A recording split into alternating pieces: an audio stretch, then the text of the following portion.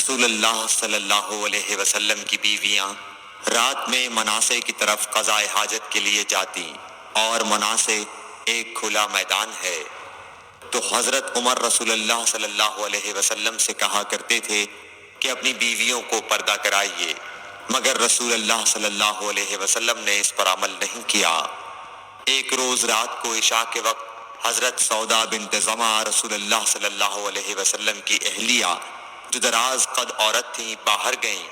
حضرت عمر رضی اللہ عنہ نے انہیں آواز دی اور کہا ہم نے تمہیں پہچان لیا، اور ان کی خواہش یہ تھی کہ پردے کا حکم نازل ہو جائے، چنانچہ اس کے بعد اللہ نے پردے کا حکم نازل فرما دیا۔ صحیح بخاری حدیث نمبر 146۔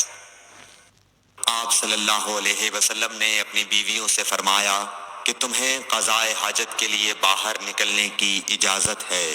صحیح بخاری حدیث نمبر 147۔ عبداللہ بن عمر رضی اللہ تعالی عنہ فرماتے ہیں کہ ایک دن میں اپنی بہن اور رسول اللہ صلی اللہ علیہ وسلم کی اہلیہ محترمہ حفصہ کے مکان کی چھت پر اپنی کسی ضرورت سے چڑھا، تو مجھے رسول اللہ صلی اللہ علیہ وسلم قضاء حاجت کرتے وقت قبلے کی طرف پشت اور شام کی طرف منہ کیے ہوئے نظر آئے۔ صحیح بخاری حدیث نمبر 148۔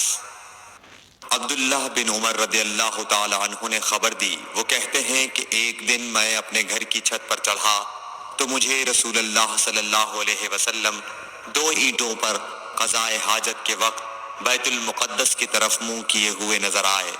صحیح بخاری حدیث نمبر 149۔